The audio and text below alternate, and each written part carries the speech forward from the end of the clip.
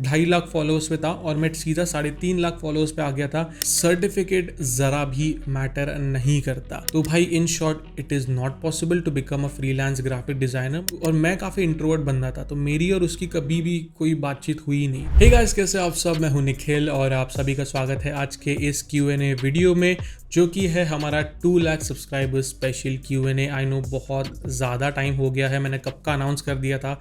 मैंने क्वेश्चंस भी actually select करके रखे हुए हैं, बट मैं रिकॉर्ड नहीं कर पा रहा था due to some of the other reasons. कभी बिजी होता था, कभी बोर हो रहा था, मैं अपना 100% नहीं दे पा रहा था, तो इसी वजह से मैंने रिकॉर्ड नहीं किया। बट आज मुझे काफ़ी सही लग रहा है, काफ़ी अच्छे से टाइम मिला है ताकि हम लोग आराम से इस Q&A को रिकॉर्ड कर पाए।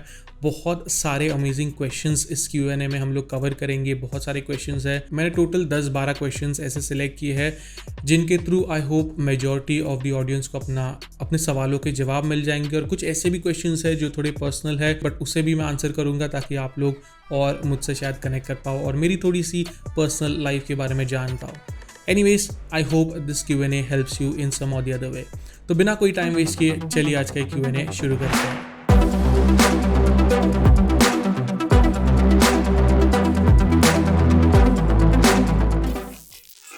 ओके, तो जो सबसे पहला क्वेश्चन है आज का, वो पूछा है मनोज वर्मा ने। इन्होंने पूछा है अपनी मेहनत की पहली कमाई कौन सी एज में कमाई थी और कितने रुपए कमाए थे। तो मैंने अपने सबसे पहली कमाई आई थिंक कमाई थी 2012 में, when I was I think around 20 years old.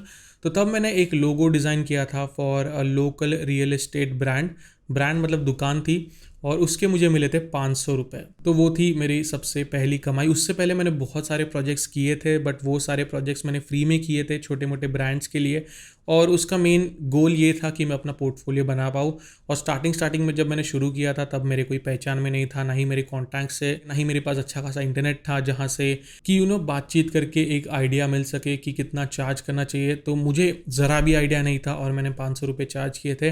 Fun fact, उसी क्लाइंट के लिए मैंने 1 साल बाद 8,000 रुपये चार्ज किए थे फॉर अ लोगो डिज़ाइनिंग। तो काफ़ी ग्रोथ हो गई थी वो उस 1 साल में, और क्योंकि वो क्लाइंट एक अच्छा क्लाइंट था तो उसने पे भी कर दिए थे। बट आज ऐसा लगता है कि वो भी काफ़ी कम थे उस टाइम के हिसाब से जो मैं क्वालिटी प्रोवाइड कर रहा था। नेक्स्ट जो क्वेश्चन है वो पूछा है Moiz. What inspired you to become a graphic designer? अब जिन लोगों को नहीं पता, जब मैं इस फील्ड में आया था, मैंने एंट्री की थी, मैं आया था as a visual effects artist. मुझे बहुत ज़्यादा पसंद था और है विजुअल इफेक्ट्स आर्टिस्ट जो काम करते हैं, जो कंपोजिशंस करते हैं, अमेजिंग विजुअल इफेक्ट्स क्रिएट करते हैं। बट धीरे धीरे जैसे मैंने दूसरे ऑप्शंस एक्सप्लोर किए, ऑप्शंस मतलब दूसरी चीज़ें एक्सप्लोर की इन दिस फील्ड, तो मुझे मोशन ग्राफिक्स में काफ़ी ज़्यादा इंटरेस्ट आया and graphic designing was the next thing.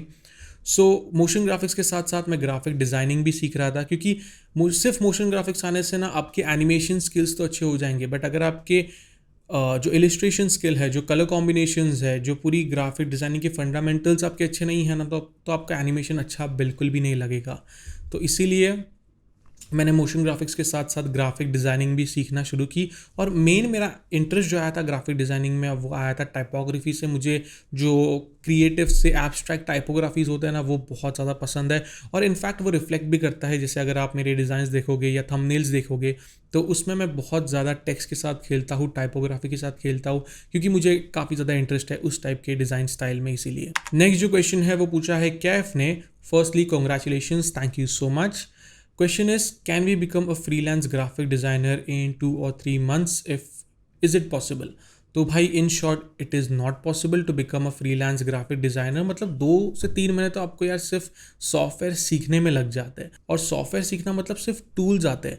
तो 2 से 3 महीने में सिर्फ टूल्स के बेसिस पे तो आप ग्राफिक डिज़ाइनिंग कर ही नहीं पाओगे। अगर कर भी लोगे तो बहुत ज़्यादा स्मॉल स्केल क्लाइंट के लिए कर पाओगे, मतलब जो हार्डली 500-100 रुपये आपको पे करेंगे for a design, which is not at all recommended. अगर आप इस फील्ड में आते हो तो एटलीस्ट मिनिमम 1 से 2 साल तो आपको इन्वेस्ट करना पड़ेगा अच्छे से सीखने के लिए। So always keep that in mind. Directly freelancing या पैसे कमाने के बारे में मत सोचो। अगर आप पैसे कमाने के हिसाब से इस फील्ड में आ रहे हो तो भाई ये फील्ड आपके लिए नहीं है।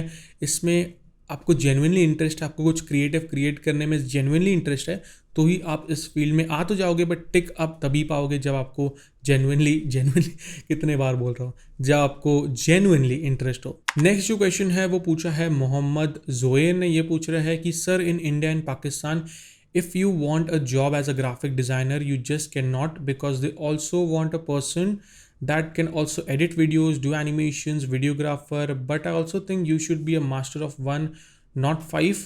What are your thoughts on it? So अगर मैं genuinely बोलूँ तो आज से कुछ साल पहले मेरी मेंटालिटी ऐसी थी कि यार 10 चीज़ों में अच्छा बनने से बेटर है आप एक चीज़ में बेस्ट बनो। ये तब के लिए सही था, बट अब मैं ऐसा बोलूँगा कि एटलीस्ट 10 तो नहीं, बट कम से कम 3 या 5 चीज़ों में तो बेस्ट बनो ही। क्योंकि तब की सिचुएशन क्या थी, तब हमें सीखने के लिए इतना ज़्यादा इंटरनेट अवेलेबल नहीं था। अगर इंटरनेट था भी तो इतना ज़्यादा कंटेंट अवेलेबल नहीं था। अभी इंटरनेट पर इजीली एक्सेस कर सकते हो आप दुनिया भर का कंटेंट, तो आप इजीली सीख भी सकते हो। तो अगर आप सिर्फ कोई पर्टिकुलर एक चीज़ करते हो, फॉर एग्जांपल अगर आप एक डिजिटल आर्टिस्ट हो, डिजिटल पेंटिंग्स बनाते हो, मैट पेंटिंग्स बनाते हो, तो आज के टाइम पे जो मैट पेंटिंग और सिर्फ डिजिटल आर्ट बनाते हैं, तो यार उनकी वैल्यू बहुत कम होती जा रही है बिकॉज ऑफ एआई। क्योंकि एआई में आप बहुत इजीली डिजिटल पेंटिंग्स और मैट पेंटिंग्स क्रिएट कर सकते हो। So that is something you need to be aware of. अगर आप सीखना चाहते हो तो 3-4 स्किल्स सीखो। जैसे मैं ग्राफिक डिज़ाइनिंग के साथ साथ अब यूआई डिज़ाइनिंग भी सीख रहा हूँ। ऑलमोस्ट मुझे 1-1.5 साल हो गया तब से मैं सीख रहा हूँ। कुछ मैंने ट्यूटोरियल्स भी अपलोड किए हैं, बट मैं बहुत टाइम इन्वेस्ट कर रहा हूँ in learning Figma and UI designing. तो एज अ ग्राफिक डिज़ाइनर आपको इवॉल्व होते रहना बहुत ज़्यादा इंपॉर्टेंट है अगर आपको सस्टेन करना है, रहना है इस इंडस्ट्री में, अच्छा कमाना है तो। नेक्स्ट जो क्वेश्चन है वो पूछा है दीपक कुमार ने। ये पूछता है कि do companies hire freshers with no certificate in India?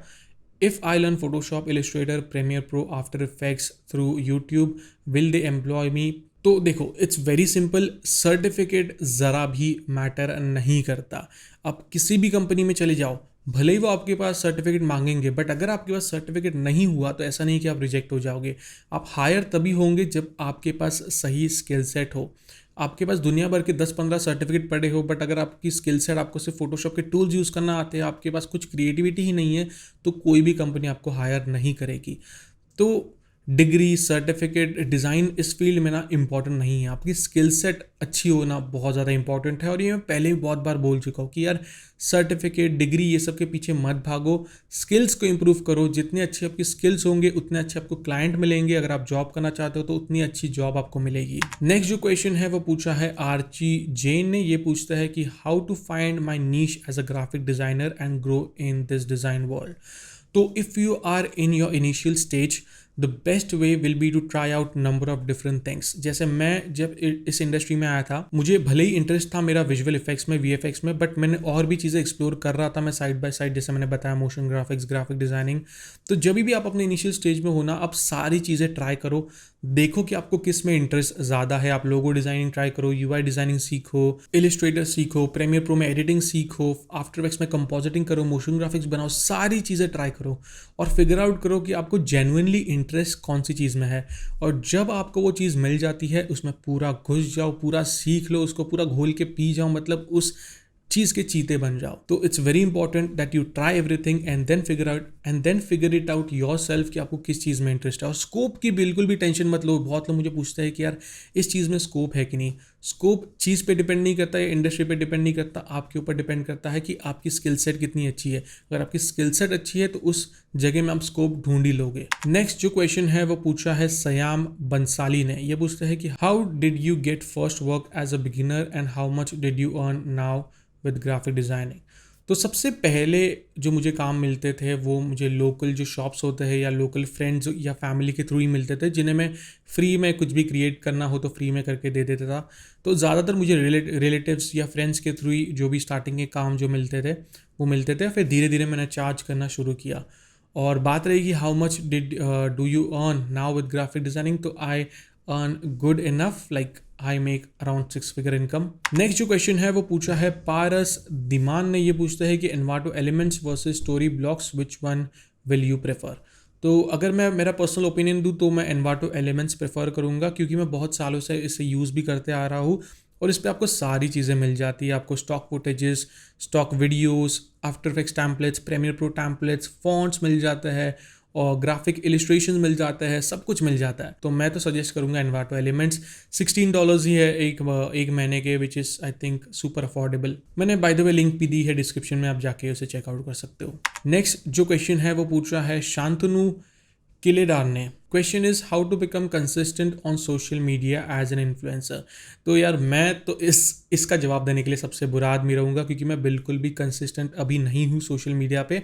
हाँ, मैं पहले बहुत ज़्यादा कंसिस्टेंट था, स्पेशली विद इंस्टाग्राम, और तब मैंने एक्चुअली में कंसिस्टेंसी की पावर एक्सपीरियंस की थी जब अराउंड आई थिंक मेरे 1 lakh subscriber 1 lakh followers grow हुए थे इंस्टाग्राम पर in just I think around 45 days. मैं कुछ 2.5 लाख फॉलोअर्स पे था और मैं सीधा 3.5 लाख फॉलोअर्स पे आ गया था इन जस्ट 45 डेज़, क्योंकि मैंने 30 डेज़ के लिए हर एक दिन एक रील अपलोड किया था और Photoshop tutorial. By the way, अगर आप मुझे इंस्टाग्राम पर नहीं फॉलो कर रहे हो तो यार आप बहुत सारा कंटेंट मिस आउट कर रहे हो। मैं वहाँ पर भी फोटोशॉप के टिप्स एंड ट्रिक्स शेयर करते रहता हूँ, तो लिंक मैंने डिस्क्रिप्शन में दे दी है, dope.motions पे जाके फॉलो करो। एंड सवाल रहा आपके क्वेश्चन का, तो यार कंसिस्टेंट आप रहोगे तभी आप किसी चीज़ में ग्रो कर पाओगे। It goes for everything, like YouTube, Instagram, सब कुछ। Consistency is the key. एक बार आप थोड़े से बड़े लेवल पे आ जाओ, एक बार आपका अच्छा खासा सब्सक्राइबर बेस या फॉलोअर बेस बन जाए, तब आप थोड़ा सा सोच समझ के, थोड़ा सा टाइम लेके कंटेंट बनाओ। बट स्टार्टिंग में जब अगर आप बस अपनी सोशल मीडिया कंटेंट क्रिएटर की जर्नी स्टार्ट कर रहे हो, तो ट्राई करो एटलीस्ट हर एक दिन एक कंटेंट, अच्छा कंटेंट अपलोड करने की। और हाँ, मेक श्योर करो कि उस कंटेंट से आपके व्यूअर्स को या आपकी ऑडियंस को वैल्यू जरूर मिले। नेक्स्ट जो क्वेश्चन है वो पूछा है तेज एफएक्स ने। ये पूछते हैं कि hello sir, firstly many many heartily congratulations, thank you so much. My question is career related. I am a video editor and what should I choose for a college degree? Did you choose at your time and what are your thoughts on college degree? तो इसके बारे में मैंने पहले ही हम लोग बात कर चुके हैं कि कॉलेज डिग्री इतनी ज़्यादा मैटर नहीं करती। बात रही मेरी, तो मैंने BMS के बाद एक डिप्लोमा किया था फ्रॉम एन इंस्टीट्यूट, जहाँ पर मैंने 3 साल स्पेंड किए and it was not worth it to be honest. जो फीस थी उनकी वो थी अराउंड 2.5 लाख रुपए जो मैंने पे किए थे। वहाँ पर वो सिर्फ सॉफ्टवेयर के बेसिक्स सिखाता है जो कि यूट्यूब से आप आराम से सीख सकते हो। और वहाँ पर सिर्फ जाने का मुझे एक फ़ायदा हुआ कि मेरे अच्छे खासे कॉन्टैक्ट्स बने, अच्छे फ्रेंड्स बने जो कि सिमिलर फील्ड से थे। तो that was the only positive thing that I got from that particular institute. And yes यार, यूट्यूब पे अभी तो दुनिया भर का कंटेंट आ चुका है, तो आपको किसी भी डिग्री या इंस्टीट्यूट ज्वाइन करने की ज़रूरत नहीं है। बट फिर भी अगर आपको मेंटल सेटिस्फैक्शन के लिए ज्वाइन करना है तो कोई भी कर लो, सब इंस्टीट्यूट में सेम ही सिखाते हैं। और हाँ, ये सेम सिखाते हैं मैं इसलिए बोल रहा हूँ क्योंकि मेरे कुछ दोस्त हैं जो दूसरे इंस्टीट्यूट में भी सीख के आए हैं और उनका जो रिस्पॉन्स था वो भी सिमिलर था जो मेरा है। सो that is why I am saying it. Okay, so this is a very interesting question. This is from Sahil Qureshi. So hi Nikhil sir, I love your content. I wish you would get 1 million subscribers soon. Yeah, thank you so much. And my question is, I'm learning graphic designing from YouTube, but there is no one in my family who think this is a good career. Even my mom says, बेटा ये poster बनाना तो कोई भी बना लेता है, इसमें career थोड़ी ना है। This demotivates me a lot. And second thing, there is no appreciation of work for graphic designing in India. This leads me to think that I should give up, but I love to create things and want to make career in it. Please suggest me a good advice. तो देखो, सबसे पहली चीज़ की हम लोग बात करेंगे वो है आपका मॉम के पर्सपेक्टिव, जो वो ये कह रही है कि बेटा ये पोस्टर वगैरह तो कोई भी बना लेता है। ये उनकी गलती नहीं है, उनको ये इसलिए लगता है कि जब भी जैसे हमारा जो सर्कल होता है ना फैमिली का, तो अगर मान लीजिए वो किसी शॉप में जाती है, कोई प्रिंटिंग शॉप में जाती है, वहाँ पर वो देखती है कि एक बंदा एक कंप्यूटर पे बैठ के बस एक डिज़ाइनिंग पोस्टर वगैरह बना रहा है इतनी छोटी सी शॉप में, तो उनके माइंड में एक पर्सपेक्टिव बन जाता है कि यार ये ग्राफिक डिज़ाइनर्स तो यही करते हैं, मतलब यही है ग्राफिक डिज़ाइनिंग। तो ऐसा नहीं होता। तो इसलिए उनको लगता है कि ये जो हम लोग बाहर छोटे मोटे पोस्टर देखते हैं शॉप्स के बाहर लगे हुए, उनको लगता है कि ग्राफिक डिज़ाइनर्स यही बनाते हैं। बट आपको पता है, मेरे को पता है कि ये नहीं है। वो ऑब्वियसली वो इतना ज़्यादा इंटरनेट यूज़ नहीं करती होंगी, इतनी ज़्यादा इस फील्ड की उन्हें नॉलेज नहीं होगी। तो ये आपका काम है कि आप उन्हें बताओ इस फील्ड के बारे में, क्योंकि मैंने भी यही किया था। मैंने जब ग्राफिक डिज़ाइनिंग या मोशन ग्राफिक्स इस फील्ड में आने का डिसीजन लिया था, तब मेरे घर वालों को बिल्कुल भी आइडिया नहीं था कि ये चीज़ क्या है। बट लकीली फॉर मी, उन्होंने कभी रोका नहीं मुझे ये चीज़ करने से। So I am super thankful to them for this. But yes, मैंने उन्हें बैठ के अच्छे से समझाया कि ये चीज़ है, ये मुझे करना है, ताकि उन्हें भी पता चले कि मैं क्या कर रहा हूँ। तो ये आपकी रिस्पॉन्सिबिलिटी है कि आप उन्हें अच्छे से बैठ के समझाओ, कि दिखाओ उनको रिजल्ट्स दिखाओ कि देखो ऐसा ऐसा लोग ये काम कर रहे हैं। सो दैट इज़ दैट। एंड दूसरी चीज़, अगर आप अच्छा काम करते हो तो बिल्कुल लोग अप्रिशिएट करेंगे। मैं तो ये कहूँगा कि पहले आप ये सब चीज़ों के बारे में बिल्कुल मत सोचो, आप सिर्फ फोकस करो सीखने पे। जब सीख के आप अच्छे लेवल पे आ जाओगे ना, आप अपने जैसे लोगों से मिलोगे, तब आपको पता चलेगा कि ग्राफिक डिज़ाइनिंग की पावर क्या है और कितना ज़्यादा अच्छे से कमा लेते हैं लोग एज अ ग्राफिक डिज़ाइनर। सो या जस्ट फोकस ऑन लर्निंग। और बात रही आपकी मॉम को समझाने की, उन्हें एक्सप्लेन करो कि सिर्फ प्रिंटिंग या जो आप पोस्टर देखते हो, सिर्फ ग्राफिक डिज़ाइनर सिर्फ पोस्टर्स नहीं बनाते, वो बहुत कुछ और भी काम करते हैं। सो ये एक चीज़ है जो आई थिंक आपको हेल्पफुल हो सकती है। And I hope and wish कि आपके पेरेंट्स आपको सपोर्ट करें इस ग्राफिक डिज़ाइनिंग की फील्ड में, इस जर्नी में। नेक्स्ट जो क्वेश्चन है ये है गौरांग की तरफ से। कॉन्ग्रेचुलेशन निखिल भैया for 2 lakh subscribers and much more to go. Thank you so much. My question is how you met your wife and share some stories about your childhood. ये एक्चुअली में बहुत ज़्यादा बड़ी स्टोरी हो जाएगी, बट मैं ट्राई करता हूँ कि इसे थोड़ा शॉर्ट में समझा पाऊँ। तो मैं जिस स्कूल में था, उस स्कूल में मेरी वाइफ जो है माला, उन्होंने ज्वाइन की थी वो स्कूल इन 8th स्टैंडर्ड।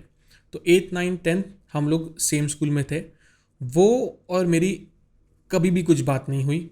उसका रीज़न ये है कि वो स्पोर्ट्स में थी, और स्कूल में पता है जो लोग स्पोर्ट्स में होते हैं ना, उनकी थोड़ी एक अलग पर्सनैलिटी होती है, एक अलग वट होती है। और मैं काफ़ी इंट्रोवर्ट बंदा था, तो मेरी और उसकी कभी भी कोई बातचीत हुई नहीं। फिर मैं कॉलेज में चले गया, वो भी अपने कॉलेज में चली गई।